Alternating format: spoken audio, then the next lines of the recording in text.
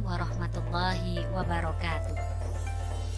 Alhamdulillahilladzi anzala sakinata fi qulubil mu'minin liyazdadu imanan ma'a imanihim. Asyhadu an la ilaha illallah wa asyhadu anna Muhammadan abduhu wa rasuluh. Rabbi syrah li sadri wa yassir li amri wahlul 'uqdatam min lisani yafqahu qawli. Amma ba'du. Muslimin dan muslimah yang dirahmati oleh Allah, alhamdulillahirabbil alamin.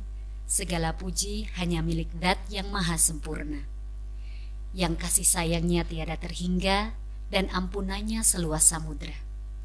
Maka marilah kita senantiasa memohon rahmat dan maghfirahnya.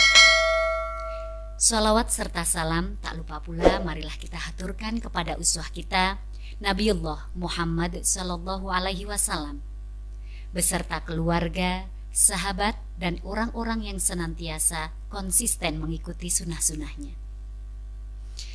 Muslimin dan muslimah yang dirahmati oleh Allah, alhamdulillah sudah beberapa hari kita menjalankan ibadah puasa di bulan Ramadan tahun ini. Namun yang patut lebih kita syukuri adalah pada tahun ini kita sudah bisa menjalankan sholat tarawih di masjid. Dan alhamdulillah kajian-kajian pun sudah dimulai lagi. Namun yang tetap harus kita jaga dan kita ingat adalah menjaga protokol kesehatan. Meski pemerintah sudah menyampaikan larangan untuk mudik di Lebaran nanti, namun semangat kita dalam beribadah di bulan Ramadan jangan sampai kendor. Mengapa? Ya, karena pada hakikatnya tujuan dari ibadah di bulan Ramadan bukan semata-mata untuk merayakan kemenangan di hari Lebaran. Namun tujuan yang hakiki adalah kita berharap ruh kita kembali lahir dalam keadaan fitri atau suci. Ruh yang selalu membawa kita kepada kebaikan. Yang kita harapkan setelah Ramadan nanti selesai, ibadah kita, sholat kita lebih baik lagi. Bacaan Al-Quran kita lebih baik lagi, dan akhlak kita lebih baik lagi. Muslimin dan muslimah yang dirahmati oleh Allah, usikum wa iyaya nafsi bitaqwallah. Sebenarnya ketika saya menyampaikan hal seperti ini, tujuan utamanya adalah sebagai self-reminder atau pengingat bagi diri pribadi saya. Oke, kita kembali kepada bulan Ramadan. Sungguh Allah Subhanahu wa Ta'ala Maha Bijaksana, karena telah menjadikan bulan Ramadan sebagai Syahrul Mubarak, bulan penuh barokah.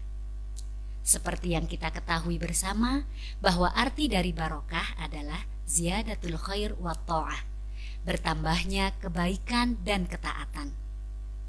Dan semoga Allah selalu melimpahkan keberkahan kepada kita semua di setiap ibadah yang kita lakukan, baik di bulan Ramadan atau bulan setelah Ramadan. Ada sebuah kata bijak yang sungguh dalam maknanya. Kurang lebih seperti ini bunyinya. Seandainya kita menjalani hari-hari biasa seolah-olah itu Ramadan, maka kehidupan akhirat akan menjadi hari rayamu. Sungguh ending yang luar biasa. Meski mungkin bukan berarti di bulan setelah Ramadan kita berpuasa setiap hari. Minimal kita bisa menjaga hati, kita bisa menjaga akhlak kita seperti akhlak di bulan Ramadan. Nah, salah satu caranya adalah dengan menjaga hati, menjaga pikiran, menjaga lisan, dan menjaga perbuatan. Muslimin dan muslimah yang dirahmati oleh Allah, sebagai orang beriman, maka kita harus mensinkronkan antara 4 unsur tersebut, yaitu unsur hati, unsur pikiran, unsur lisan, dan unsur perbuatan.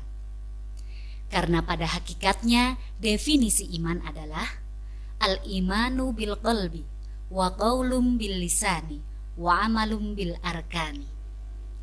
Iman adalah pengetahuan dalam hati, diucapkan dengan lisan dan dilakukan dengan anggota badan.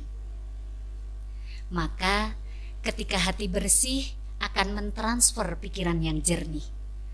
Jika pikiran jernih, maka kata-kata yang keluar dari lisan tidak akan menyakiti hati orang lain. Dan akhirnya akan menciptakan perbuatan yang sholih. Muslimin dan muslimah yang dirahmati oleh Allah, sebagai orang beriman, seharusnya kita bisa mensinkronkan 4 unsur tersebut, yaitu unsur hati, unsur pikiran, unsur lisan, dan unsur perbuatan. Karena pada hakikatnya definisi iman adalah al-imanu bil qalbi wa qaulum bil lisani wa amalum bil arkan.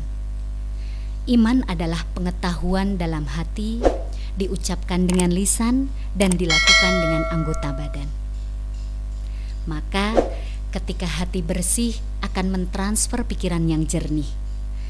Jika pikiran jernih, maka kata-kata yang keluar dari lisan tidak akan membuat hati orang lain perih, dan akhirnya akan menciptakan perbuatan yang sholih.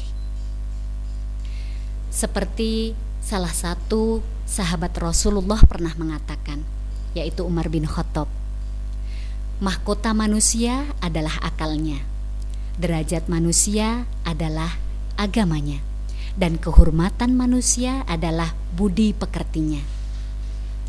Maka ketika kita ingin menjadi orang yang mulia, seperti seorang raja yang memiliki mahkota, maka kita harus menjaga 3 unsur tadi, yaitu mahkota yang berasal dari akal pikiran kita, derajat yang berasal dari hati nurani kita yaitu agama, dan kehormatan kita yang berasal dari lisan dan perbuatan kita.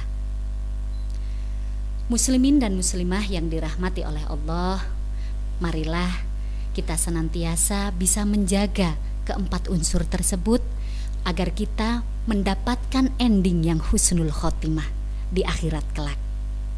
Dan semoga kita semua bisa berjumpa di surga Allah. Ya Allah, janganlah Engkau balik hati kami setelah Engkau memberi kami hidayah. Rabbana la tuzigh qulubana ba'da idh hadaitana wa hab lana min ladunka rahmah innaka antal wahhab. Syukran ala ihtimamikum, wabillahi taufiq wal hidayah. Wassalamualaikum warahmatullahi wabarakatuh.